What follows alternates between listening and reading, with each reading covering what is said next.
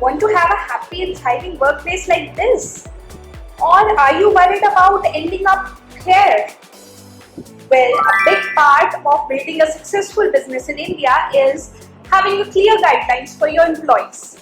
So hello everyone, welcome to HR Administ. Today I'll be clearing the air around Code of Ethics and Code of Conduct.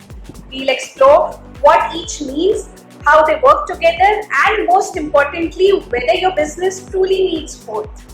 So by the end of this video, you will be a confident leader ready to foster a strong and ethical work environment in your business.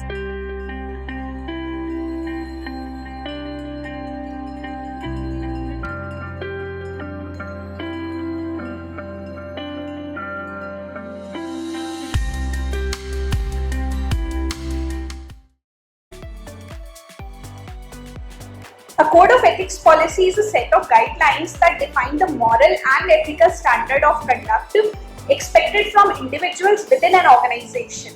It serves as a guide when interacting with stakeholders, making decisions, or presenting employee behavior. So this document also outlines the values, mission, and vision of the company. While on the other hand, code of ethics is not mandatory, many organizations choose to adopt one which helps conduct business with stakeholders professionally. It helps communicate the company's values and principles, which foster a culture of honesty, integrity, and responsibility in the company. Moreover, a code of ethics builds trust and reputation among stakeholders while also ensuring legal and regulatory compliance.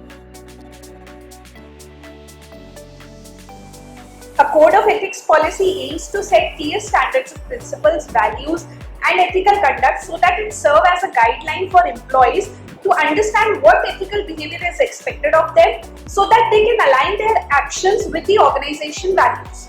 So your code of ethics should include easy to interpret language with clear parameters on what employees should do to remain ethical at work.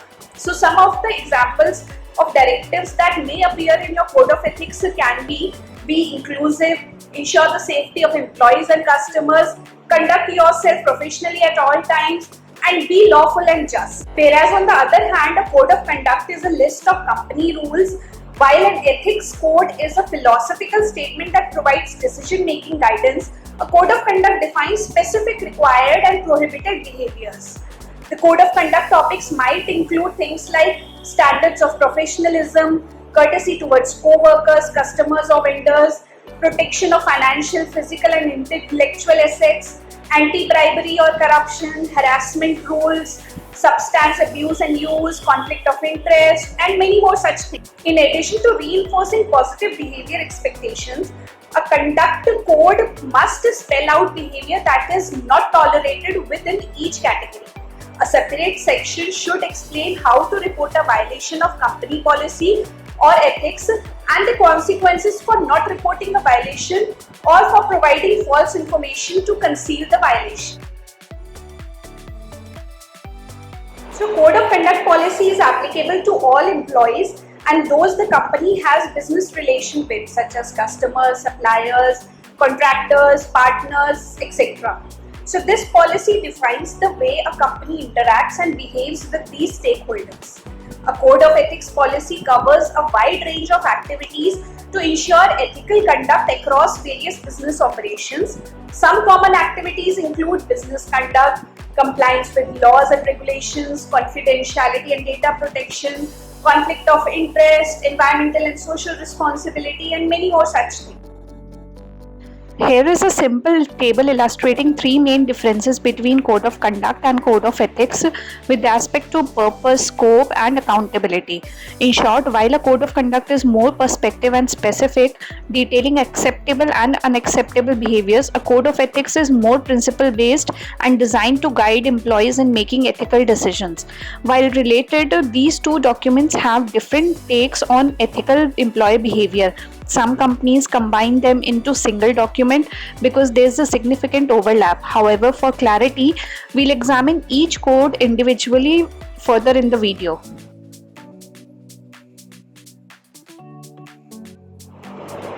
A code of ethics and code of conduct may not seem necessary to some business owners who feel that knowing right from wrong to wrong is intrinsic.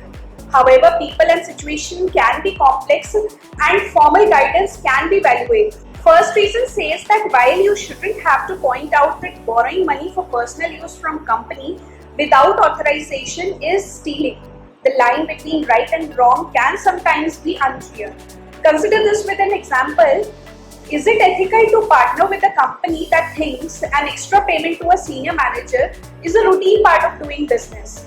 However, in other countries and cultures, such payment is not a part of doing a business. That's where a code of ethics comes in. There can be no ambiguity about a policy that states we do not enter into any side agreements that are not clearly stated in contract terms.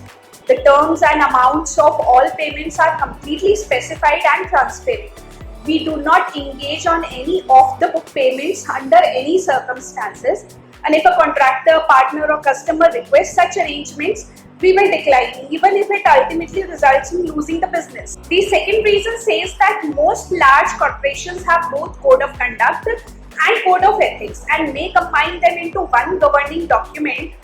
This guidance sets a consistent standard of employee behavior throughout multiple departments that cross national and international boundaries.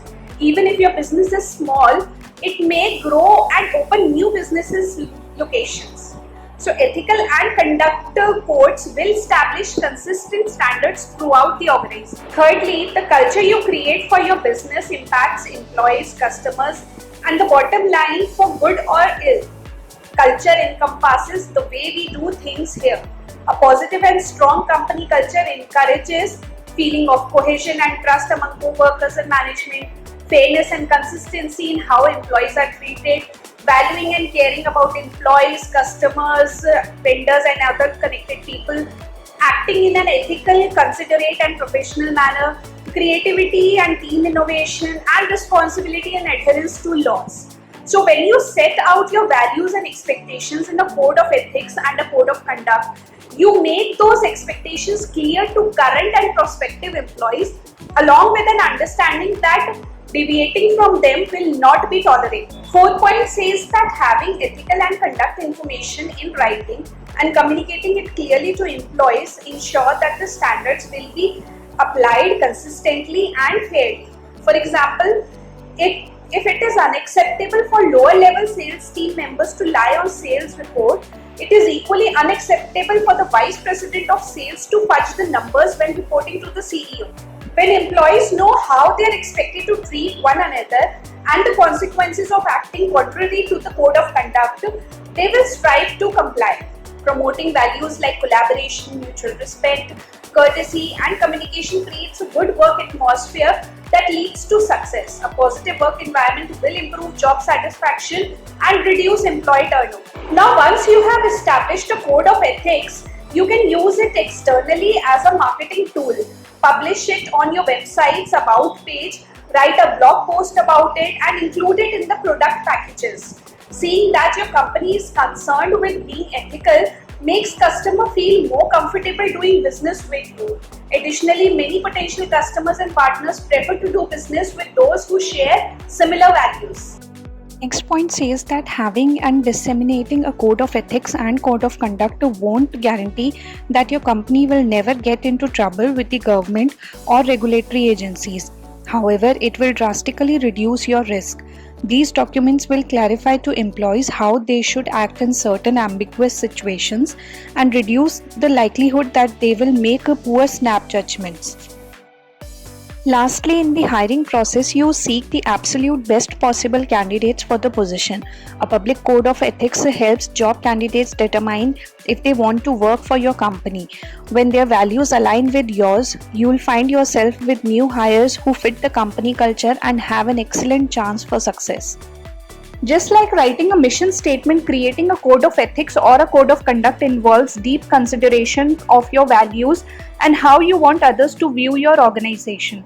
So there are some tips for creating a code of ethics and a conduct. First, let's review about the code of ethics. A code of ethics is more general document, so consider writing that one first. Here's how to do it. The first point says that these values may depend on your priorities and business type. For example, Amazon's top priorities are compliance with laws, rules, and regulations and avoiding conflicts of interest. But for Ford Motors, the quality and safety for customers and employees are top priorities.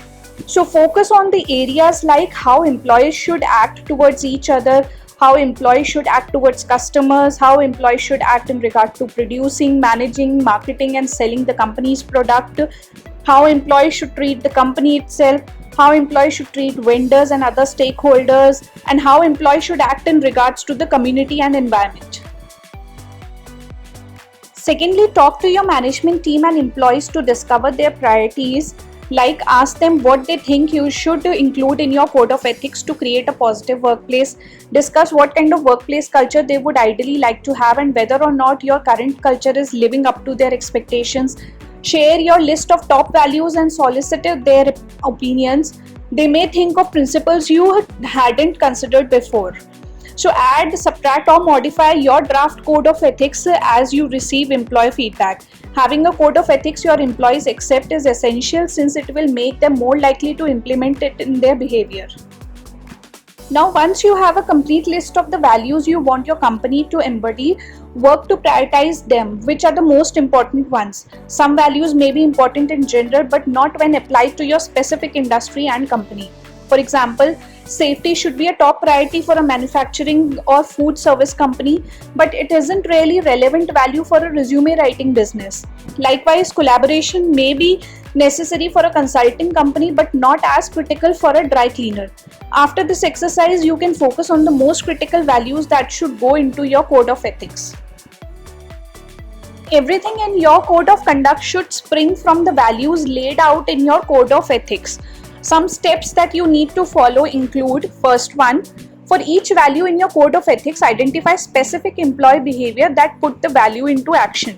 Depending on each value, some of these behaviors will be in relation to co-workers, customers, the work itself, the company, vendors, and stakeholders. For example, the value of collaboration relates mainly to how employees act with each other. For that value, your code of conduct may include things like breakdown, loss, work together, or don't obstruct, and many other things. Secondly, let's say a co-worker is harassing an employee and the code of conduct prohibits harassment. How should this employee report this violation? Should the employee report the incident to the department head, the employee's immediate supervisor, or the HR department? Who will write up the employee who committed the violation? The code of conduct should make the reporting protocol clear. Specify the procedure in a section of your code of conduct. Lastly, rules are useless unless they are enforced. A section of your code of conduct must inform employees about your disciplinary action policy. This shows employees that you are serious about enforcing these rules, and the company will fairly evaluate any acquisition to protect employees from being falsely accused. That's all in this video. I hope you are now clear with the difference between two policies, that is code of ethics and conduct, and also clear if your business needs both or not. If so, then please hit that like button and share your feedback in comment section. Also, don't forget to subscribe the channel before you leave to get connected with HR Administ for all future updates like this.